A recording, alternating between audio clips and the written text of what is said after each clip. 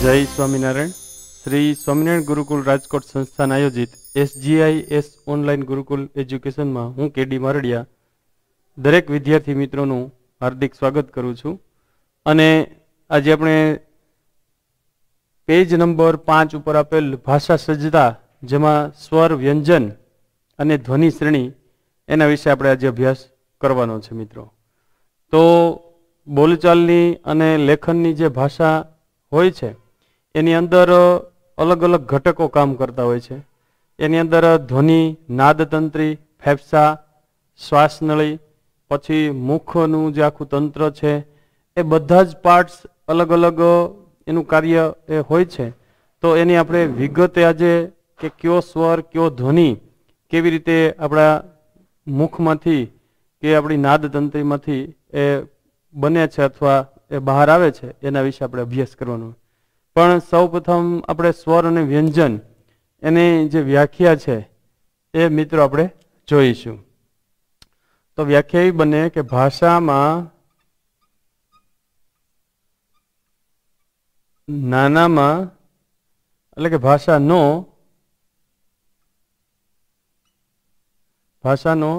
નાનામાં નાનો ઘટક એટલે કે એકમ એને ધ્વનિ કહેવાય। શું કહેવાય છે? ધ્વનિ છે, ધ્વનિ। અને આવા ધ્વનિઓની જે પરંપરા હોય મિત્રો,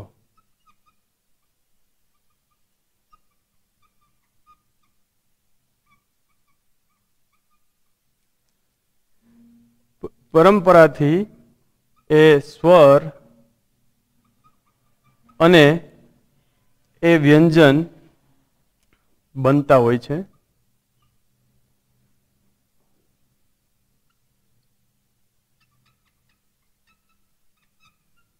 अथवा આપણે એને ઓળખતા હોય છે। બનતા એટલે મીન્સ ઓળખતા હોય।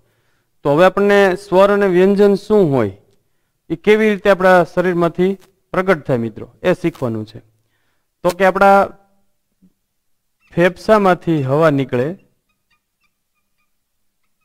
આપણા ફેફસા એટલે કે આપણે જે અહીંયા તમે જોવો છો તો આપણા ફેફસા કહેવાય, જેની આકૃતિ તમે વિજ્ઞાનની અંદર જોઈ છે કે આપણે આમ શ્વાસ લઈએ, કુંભ ભરીએ, ઘડો ભરીએ એટલે આ ફેફસાથી એકદમ ફૂલાશે। તો ફેફસામાંથી જે નીકળતી હવા મિત્રો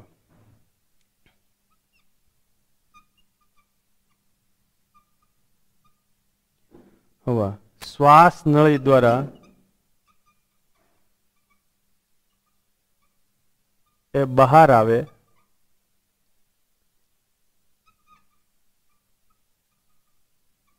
ત્યારે स्वर पेटी। हवे स्वर पेटी बधा मित्रों ने खबर हशे कि आपणी स्वर पेटी छे आपणा गळामां अहींया आवेली छे। बराबर, अहींया गळामां आपणे तमे दबो गळुं एटले स्वर पेटी अहींया छे। फेफसामांथी जे हवा पसार थाय ई स्वर पेटीमां कोईपण एक घटक एकमनुं ए रूपांतर थाय एटले एमां आम स्वरपटा होय छे। एवी रीते जे आपणे अपनी त्वचा होय छे चामड़ी एना ए त्वचाना ए स्वरपटा होय छे एकदम फिक्स होय छे। एनी वच्चेथी स्वर पेटीमांथी એટલે કે આમ ડબ્બી જેવું જ હોય છે એની અંદર આવી રીતે એ સ્વરપટા હોય છે। એ પટ્ટાની વચ્ચેથી જ્યારે હવા પસાર થાય અને મુખનું જે પોલાણ જેવું આકાર બને એ પ્રકારનો એ શબ્દ બને। પણ આમાં એક કંપન ભાગ ભજવે છે। कंपन भाग भजे। एक शब्द बोलीए मित्रों आमां अलग अलग छे, जेनो जेटलो झीणो अवाज एटला स्वरपटानुं वधारे कंपन अने जेटलो अवाज घोघरो अथवा जाडो अवाज एटला स्वरपटा ओछा ध्रुजारी आम थाय। आम ध्रुजारी कंपन तमे कोई पण लोखंडनो सपोज तार समजी लो के आपणे सितार होय, तंबूर होय एनी अंदर आपणे कड़क बांधेलो होय पछी आम तमे खणकावो એટલે એની અંદર રણકાર પેદા થાય, અવાજ પેદા। એવી રીતે આપણા સ્વરપટા છે એક શબ્દ બોલતી વખતે કેટલી વખત એ 100, 200 अथवा 250 વખતથી પણ વધારે વખત કંપન અનુભવે ત્યારે એક શબ્દ કે એક અક્ષર કે એક વર્ણ એમાંથી પેદા થતો હોય છે મિત્રો। એટલે ઘણી વખત આપણે એવો અનુભવ કરતા હશું કે આ સ્વરપટા એકદમ કડક ન હોય ઢીલા પડી ગયા હોય, ત્યારે આપણો અવાજ બેસી ગયો હોય, આપણે ઘણું બધું બોલવાનો પ્રયત્ન કરીએ પણ આપણા કોઈ શબ્દ એમાંથી નીકળે જ નહીં. આવું તમે ઘણી વખત જોયું છે, સાંભળ્યું છે અથવા અનુભવ્યું છે કે એમાં તમને બોલો પણ કોઈ તમને સાંભળી જ ન શકે, અવાજ જ ન નીકળે, અવાજ બેસી ગયો હોય. પછી આપણને ડૉક્ટર પાસે જાય એટલે શું કહે કે ભાઈ ગળામાં તમને આમ થયું છે, તેમ થયું, ઇન્ફેક્શન લાગ્યું છે, થોડીક આ દવા લ્યો, ગરમ પાણીના કોગળા કરો. એટલે એ વસ્તુ શું થઈ જાય એકદમ પાછું ધીમે ધીમે ધીમે ધીમે થોડાક દિવસ બોલવાનો ઘસારો જે સ્વરપટ્ટા છે એ ઓછું થઈ જાય, એટલે તમારા સ્વરપટ્ટા કડક થઈ જાય અને ફરી પાછા એ ફેફસામાંથી હવા છે એ તો રેગ્યુલર જ હોય છે, પણ એ અવરોધાય એટલે એમાંથી પાછો એ વર્ણ પેદા થાય, સ્વર અથવા વ્યંજન. તો આવી જે સ્વર પેટી હોય એ નાદ તંત્રીમાં આવે અને અવરોધાય એટલે અટકાય. જેટલું તમે આમ જોયું છે કે કોઈ પણ વસ્તુ હોય એને તમે જેટલું પ્રેશરથી આમ અટકાવો અને પછી એમાંથી થોડીક જગ્યા થાય એટલે એમાંથી એક પ્રકારનું સાઉન્ડ પેદા થાય. એવી રીતે આપણી જ આ સ્વર પેટીની અંદર એ નીકળતી હવા આવે અને નાદ તંત્રીની અંદર થઈને જ્યારે બહાર આવે ત્યારે એ ધ્વનિનું સ્વરૂપ પકડે છે. ત્યારે શું બને છે? ધ્વનિ રૂપે સંભળાય. અત્યારે તમે પણ પ્રેક્ટિસ કરી શકો કે આપણે જે અહીંથી સ્વર પેટીને જરાક દબાવી દઈએ એટલે અક્ષર આપણા છે એ બદલી જશે. આપણે જે બોલવાની જે ધ્વનિ છે એ અલગ થઈ જશે. એટલે ઘણા ઓપરેશન વખતે સ્વર પેટી કાઢી લીધી હોય પછી ત્યાં ખાલી હવા થતી હોય આવક જાવક, એ બોલી શકતા નથી. તો આ સ્વર પેટીનું ઘણું બધું મહત્વ હોય છે. અને હવે આપણે સ્વર વિશે જોવાનું છે. અહીંયા સ્વર એ આપણે જોઈશું આગળ. તમને ખ્યાલ હશે સ્વર એટલે અ, આ, ઈ, ઉ, એ, ઐ એ વગેરે સ્વરો છે. પણ એ સ્વર કેવી રીતે આપણને સંભળાય છે, સ્વર કેવી રીતે પેદા થાય છે એના વિશે જોઈએ. તો કે મોં કે નાકમાંથી, મોં કે નાકમાંથી ધ્વનિ રૂપે સંભળાતું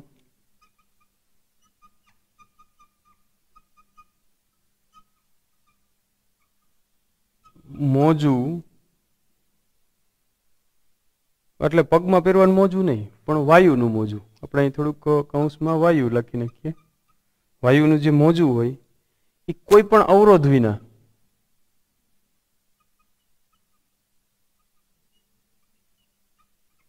અવરોધ વિના જુદા જુદા પોલાણમાંથી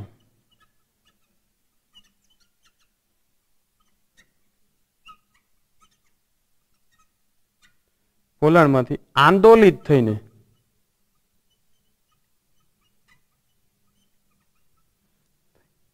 બહાર આવે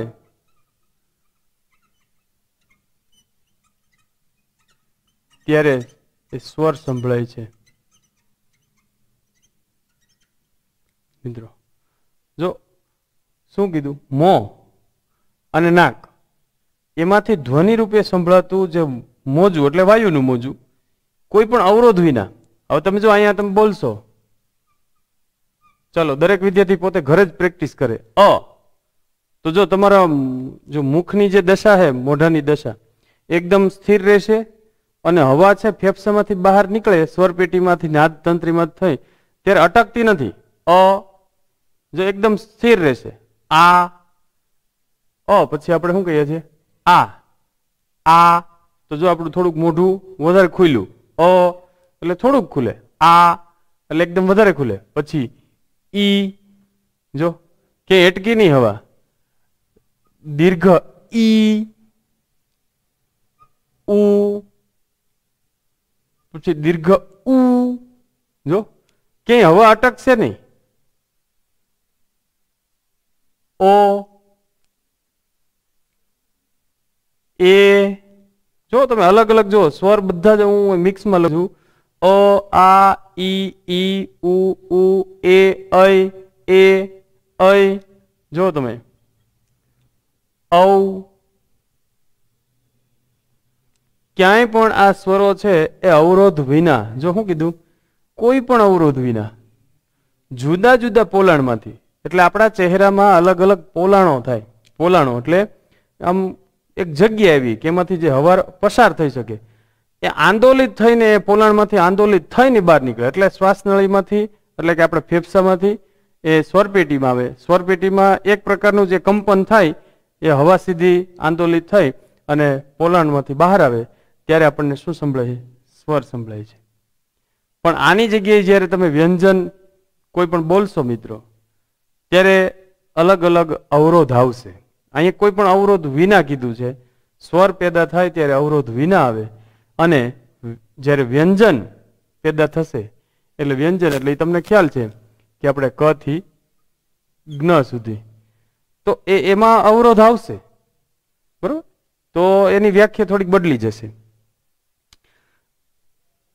અહીંયા આપણે આ વધારે આગળ સમજી લીધું. હવે વ્યંજન જોઈએ આપણે. સેમ આ જ વસ્તુ, મો કે નાકમાંથી, મો કે નાકમાંથી ધ્વનિ રૂપે સંભળાતું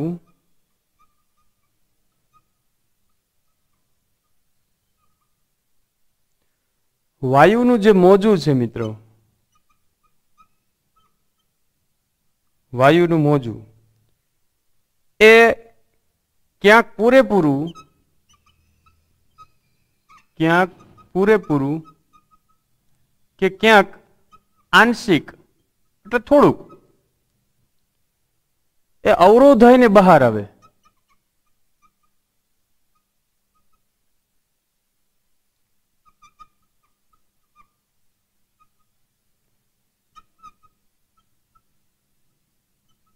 ત્યારે વ્યંજન સંભળાય છે.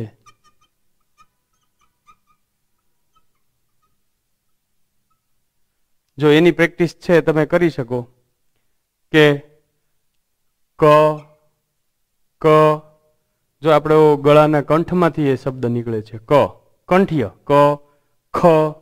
જો હવા અને મોઢાની અંદર જે આપણી જીભ છે એનું થોડુંક અવરોધ થશે, એમાં હવા અવરોધ હશે, અટકશે.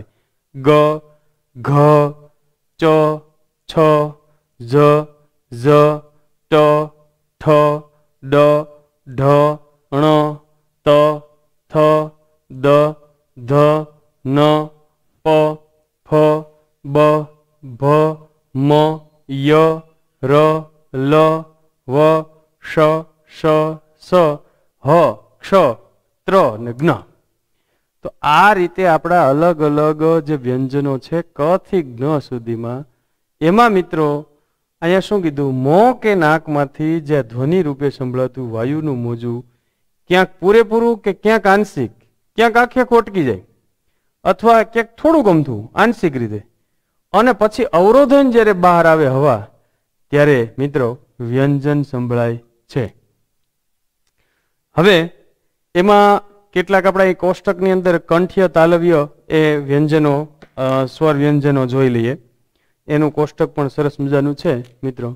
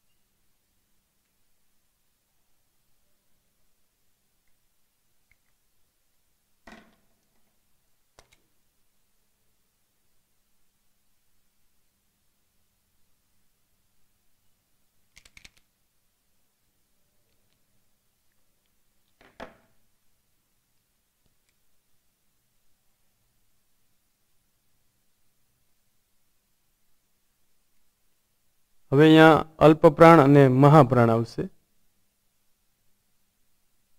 અલ્પ પ્રાણ, અહીંયા આપણે મહાપ્રાણ.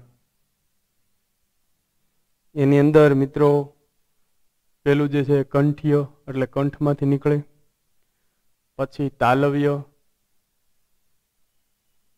પછી છે મૂર્ધન્ય, પછી દંત્ય અને છેલ્લું છે હોષ્ઠ્ય.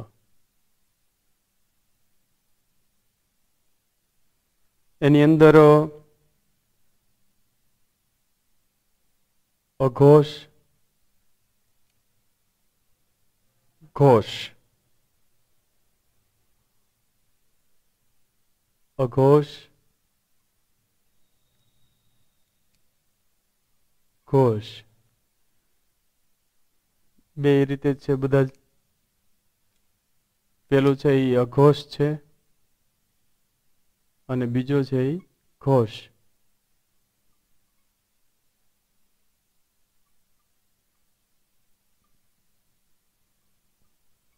હવે આપણને પેલા એ પ્રશ્ન થશે કે ઘોષ અને અઘોષ કોને કહેવાય? તો ઘોષ ધ્વનિ એને કહેવાય મિત્રો કે નાદતંત્રી સહેજ વધુ કંપન અવસ્થામાં હોય.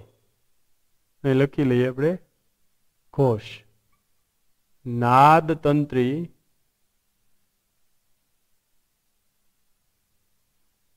સહેજ વધુ કંપન અવસ્થામાં હોય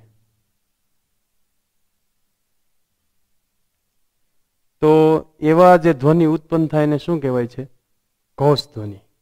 હવે અઘોષ ધ્વનિ કોને કહીશું એ પણ સમજી લઈએ. આનાથી ઉલટું આવે કે નાદતંત્રી મહદંશે, નાદતંત્રી મહદંશે. મહદંશ એટલે અમુક આંશિક, અમુક થોડીક અમથી માત્રામાં, અથવા એને અલ્પ માત્રામાં કહેવાય. અલ્પ માત્રામાં કંપન, કંપન એટલે ધ્રુજારી, એ કંપે અને જે ધ્વનિ ઉત્પન્ન થાય એને શું કહેવાય? અઘોષ. એટલે પેલા જે કંઠ્ય હોય, તાલવ્ય હોય, મૂર્ધન્ય હોય, દંત્ય હોય કે ઓષ્ઠ્ય હોય, એ જે અઘોષ જે શબ્દ લખાય એની અંદર તમારે એવું સમજવાનું કે નાદતંત્રી ઓછી કંપન અનુભવે, ઓછી ધ્રુજારી હોય. ઘોષ ધ્વનિની અંદર શું આવશે મિત્રો? તો કે નાદતંત્રી સહેજ વધુ કંપન અનુભવે. એટલે જે આપણા સ્વરપટા છે મિત્રો એ થોડાક વધારે વાઇબ્રેશન થશે. અને થોડુંક કંઠ્ય, તાલવ્ય, મૂર્ધન્ય પણ સમજી લઈએ. કંઠ્ય એટલે મિત્રો કંઠમાંથી, આપણા જે ગળામાંથી, કંઠમાંથી જે શબ્દ નીકળે એને કંઠ્ય કહેવાય. પછી તાલવ્ય કીધું.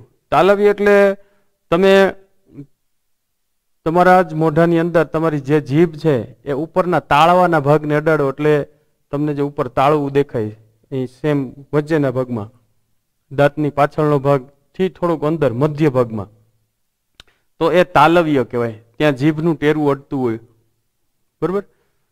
પછી ઘણાને શારીરિક ખામી હોય ને તાળવાનો ભાગ ન હોય અથવા ઓછો હોય અથવા ત્યાં ખાડો હોય મિત્રો, તો એને આ જે તાલવ્ય વ્યંજનો ત્યાંથી નીકળતા નથી, એને શબ્દ બનતા નથી. અને આપણે એમ કહીએ કે આ તોતલો છે, તોતડો છોકરો, એનું કારણ આ કાં જો જીભ થોડીક એવી રીતે થઈ ગઈ હોય, કાં હોઠ ક્યાંક લીરા થઈ ગયા હોય તો એને હોષ્ઠ્ય શબ્દ ન નીકળે. એટલે કંઠ્ય સમજી ગયા. કંઠ, કંઠ કહેતા ગળું, ગળામાંથી જે શબ્દ નીકળે છે એ બધા કંઠ્ય કહેવાય છે. તાળવાને એ બરોબર મધ્ય ભાગમાં જીભનું ટેરવું અડે એટલે તાલવ્ય. પછી મૂર્ધન્ય ભાગ એટલે મૂર્ધા ભાગ. મૂર્ધા ભાગ એટલે આપણો મિત્રો, વિદ્યાર્થી મિત્રો, આપણા જે દાંત હોય આ દાંત, એ દાંતની અંદરના ભાગમાં, પાછળના ભાગમાં ચોરસ ચોકડી ચોકડી છે. જો તમે અત્યારે બધા પ્રેક્ટિસ કરી શકો, જોઈ શકો, તમારી જીભ ફેરવો એટલે તમને ખ્યાલ આવશે કે એમાં ચોરસ ચોકડી જેવું આમ તમને લાગશે, આમ ડિઝાઇન. એને મૂર્ધા ભાગ કહેવાય. એ કઠણ હોય, એકદમ મજબૂત હોય, બરોબર. ત્યાર પછી દંત્ય. દંત્ય એટલે જેમાં દાંત વડે જે શબ્દ એમાંથી ઉત્પન્ન થઈ શકે, એમાં દાંતની ચોક્કસ આવશ્યકતા હોય. તો ઘણા વિદ્યાર્થી તમે જોયું છે કે ઘણા લોકો છે એને દાંત ન હોય, બરોબર. તો દાંતનું ચોકઠું ન હોય અથવા દાંત એક બે આગલા પડી ગયા હોય તો એને હવાનો અવરોધ નથી થતો, એટલે એને ધ્વનિ શ્રેણી છે એમાંથી ધ્વનિ એમાંથી નીકળતા નથી. એટલે એ ઘણું બધું એને પ્રોબ્લેમ્સ થતી હોય. અને છેલ્લે ઓષ્ઠ્ય. ઓષ્ઠ્ય એટલે આપણા આ બે હોઠ, જો હોઠ હાજા તો ઉત્તર જાજા એમ કહેવાય છે. પણ હોઠ જો તૂટી ગયેલા હોય અથવા કંઈ પ્રોબ્લેમ્સ વાળા હોય તો ઘણી વખત આવી અક્ષરો બોલવામાં અથવા વ્યંજનો બોલવામાં, સ્વર બોલવામાં ઘણી બધી વખત એ તકલીફ પડતી હોય છે. અને ભેગ અલ્પપ્રાણ અને મહાપ્રાણ પણ આપણે સમજી લઈએ.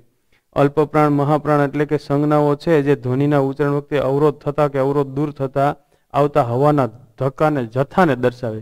એટલે આપણા શરીરમાંથી, આપણા ફેફસામાંથી મિત્રો જે હવાનો ગોળો, હવાનું જે વાયુ મોજું, જે આપણને અહીંયા કીધું વાયુ મોજું, બરોબર, આ વાયુ મોજું છે એ અમુક માત્રામાં એક સાથે જ્યારે એ ધક્કો લાગતો હોય ત્યારે એમાં થોડુંક એ સંજ્ઞા બોલવામાં ઓછું હોય તો એને અલ્પપ્રાણ કહેવાય, અને થોડોક વધારે જથ્થો હોય મિત્રો તો એને મહાપ્રાણ કહેવાય. એટલે તમારે બે રીતે સમજવાનું કે આ બધાય છે એ અઘોષ છે, એ આ ખાનામાં જે આવશે એ પછી અલ્પપ્રાણ હોય કે મહાપ્રાણ હોય એ અઘોષ છે.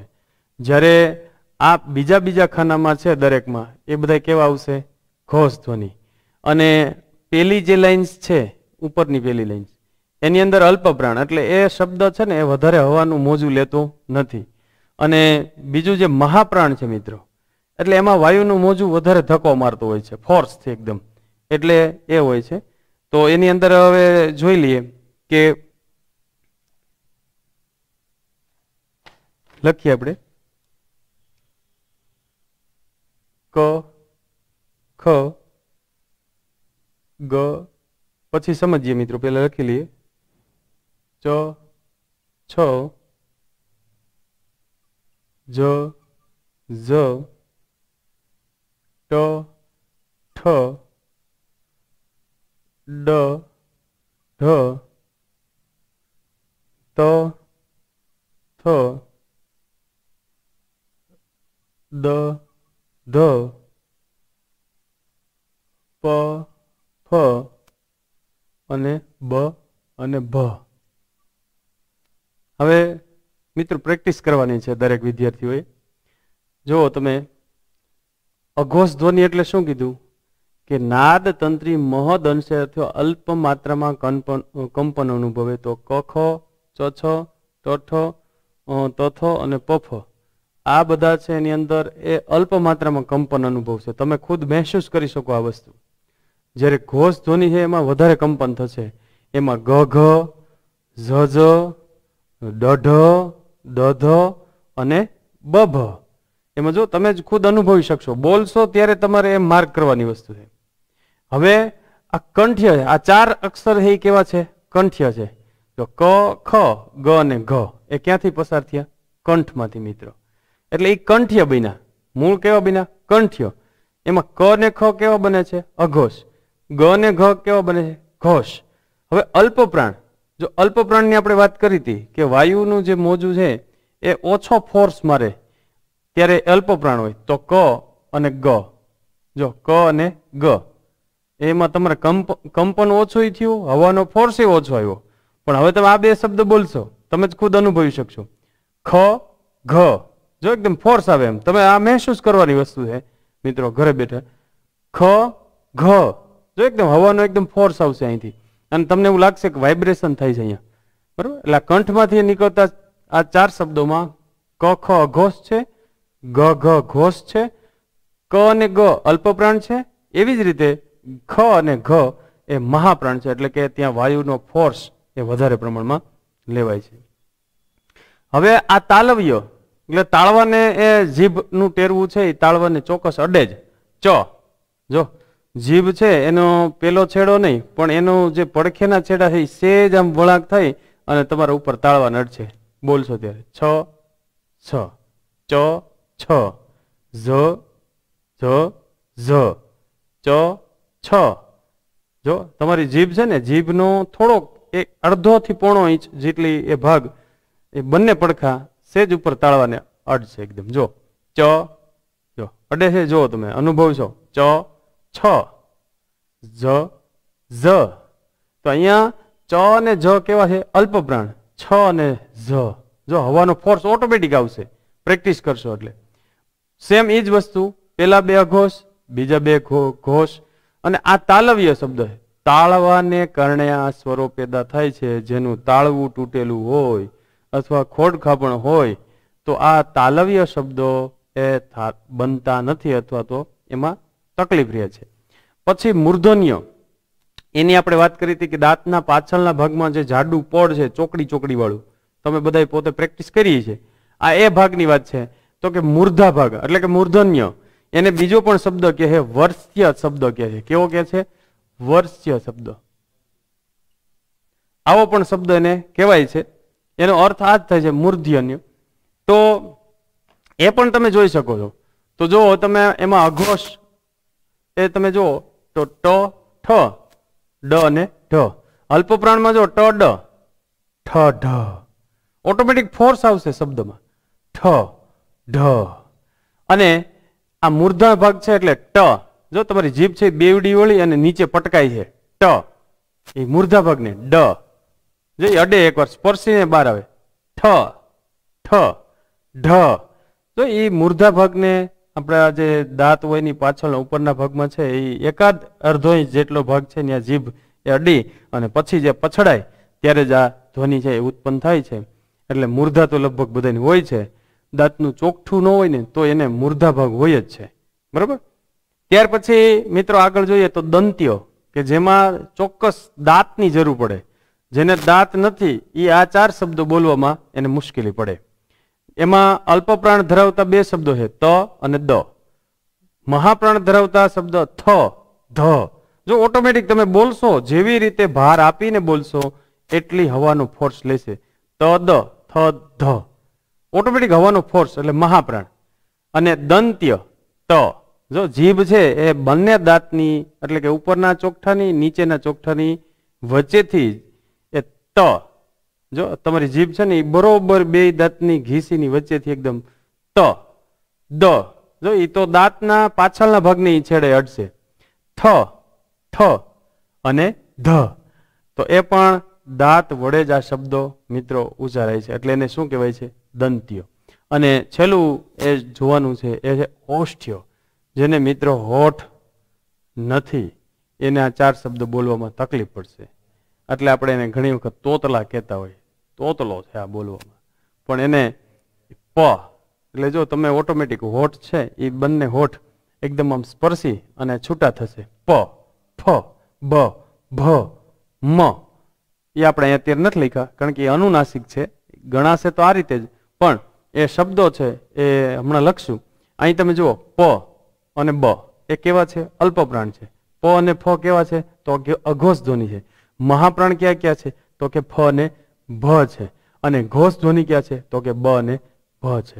તો જુઓ પ બ બે હોઠ વડે આ શબ્દો બને છે. બરોબર. આ ફ અને ભ એ મહાપ્રાણ છે પણ હોષ્ઠ્ય શબ્દ છે. તો આ મિત્રો આપણી ધ્વનિ શ્રેણીમાં આટલું સમજવાનું હોય સ્વર વ્યંજનમાં. હવે આપણે એક નાનકડો એકમ છે એ જે કહેવાય છે કે અનુનાસિક, એ લઈ લઈએ અને પછી ધ્વનિ શ્રેણીના બે ચાર ઉદાહરણો આપણે એ ડિવાઈડ કરશું. તો તમે જોઈ શકો છો અનુનાસિક શબ્દો. અનુનાસિક મિત્રો એટલે આપણે નાકમાંથી જે બોલાય,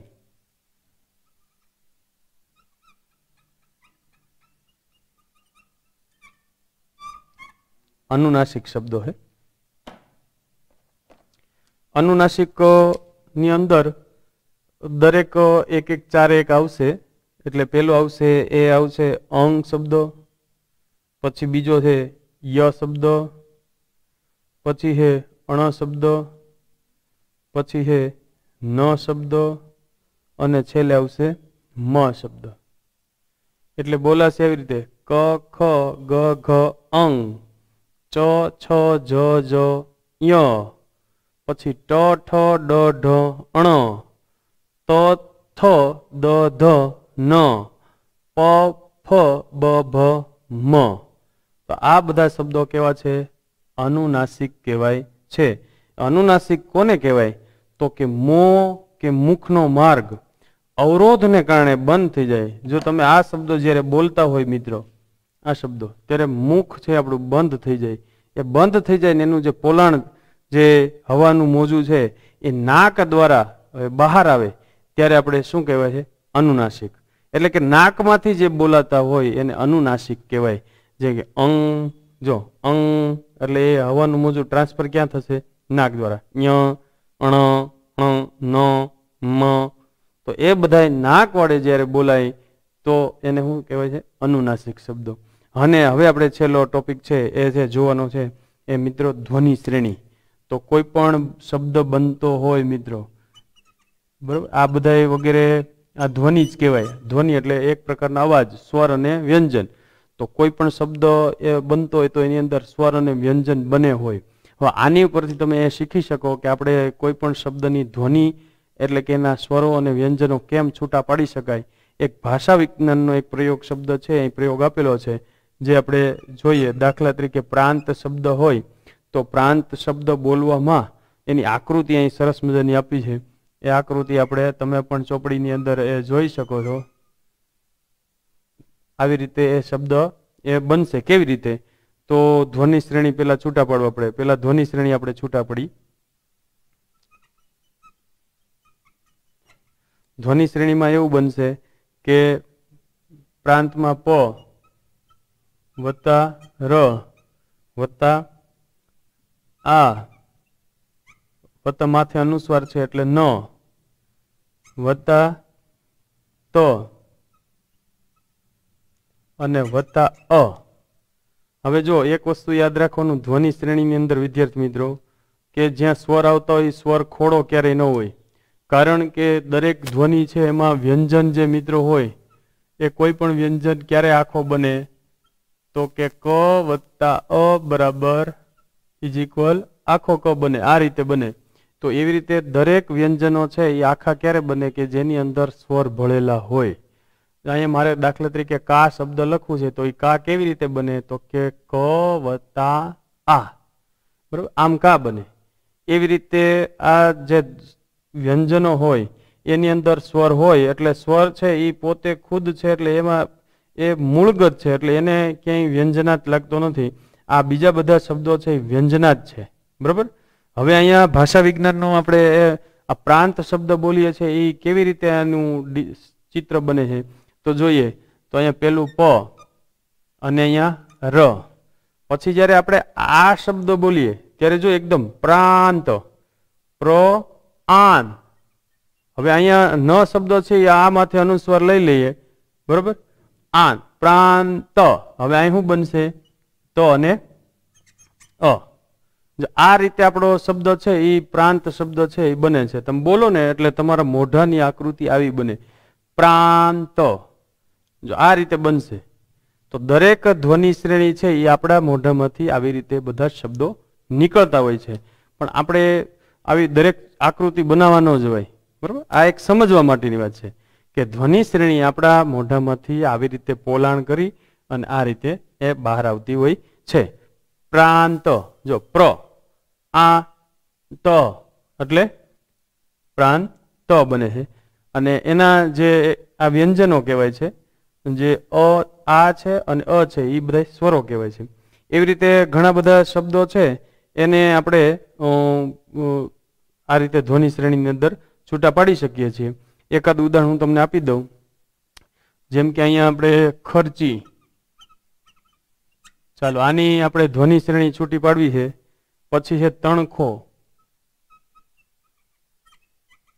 અને છેલ્લું છે ચિંગારી. ચિનગારી. જો હું તમને પ્રેક્ટિકલ રૂપે આ ત્રણ શબ્દોની છે ધ્વનિ શ્રેણી એ છૂટા પડી અને આપું છું, પણ તમારે દરેક વિદ્યાર્થીએ 10 બીજા એવા શબ્દો છે હું તમને હમણાં લખી દઈશ. એ 10 શબ્દોની ધ્વનિ શ્રેણી તમારે મૌખિક રીતે છૂટી પાડવાની. ધ્વનિ અને શ્રેણી કઈ રીતે પાડે છે એ તમારે અહીં જોવાનું છે.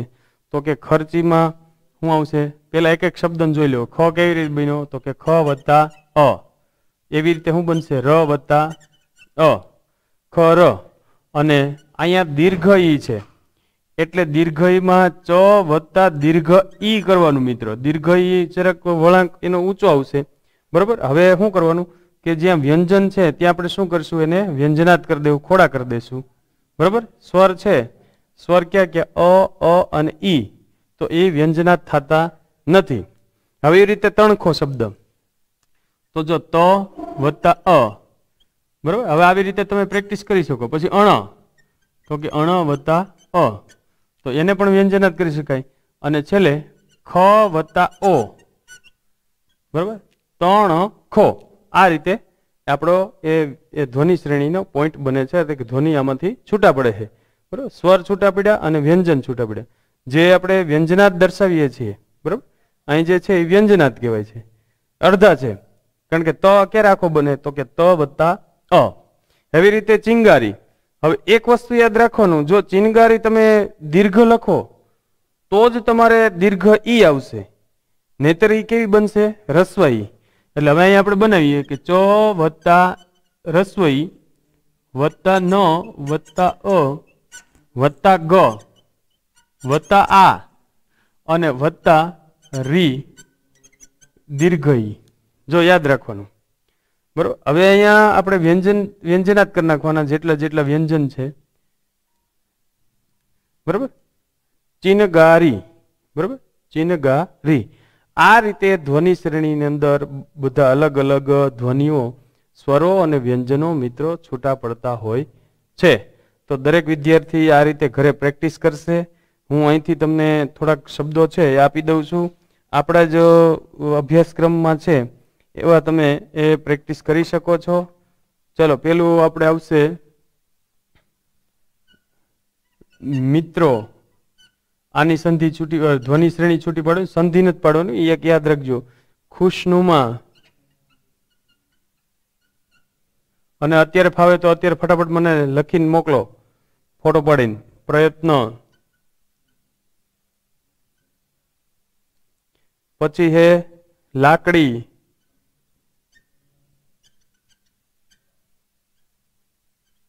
પછી સાગર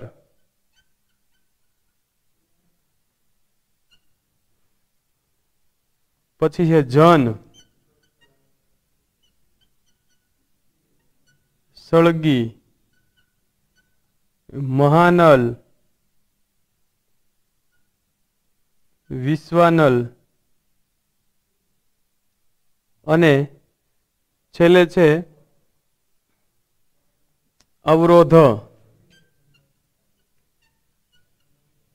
એક બીજું યાદ રાખજો મિત્રો કે અહીંયા જો અ શબ્દથી શરૂ થાય છે એટલે પછી એનું વિભાજન નહીં થાય એ અ ડાયરેક્ટ મૂકી દેવાનો અ વત્તા વ વત્તા અ એમ યાદ રાખવાનું એટલે સ્વરથી જે શબ્દ શરૂ થતો હોય એને પછી છૂટા પડવાના હોય નહીં દાખલા તરીકે આકાશ શબ્દ હોય આ રીતે બરોબર તો એમાં આમ નો લખાય કે અ વત્તા અ એમ નહીં પણ શું લખવાનું ડાયરેક્ટ આ વત્તા ક વત્તા આ કા અને વત્તા શ અને જો ઉચ્ચારણમાં અ આવતું હોય તો આપણે શું કરશું અ મૂકશું બરોબર આકાશ અને જો આપણને એમ થાય કે આપણે આકાશમાં અ નથી બોલતા તો શું કરી નાખવાનું અને કાઢી નાખશું બરોબર આ રીતે આપણે એ ધ્વનિ શ્રેણી છે એ છૂટી પડતી હોય છે મિત્રો તમને પ્રેક્ટિસ રૂપે 10 શબ્દો આપ્યા છે અને તમે પણ પ્રેક્ટિસ કરજો વધારે વધારે જેટલું લખાય એટલું આજે આપણે આ વ્યાકરણ એકમ છે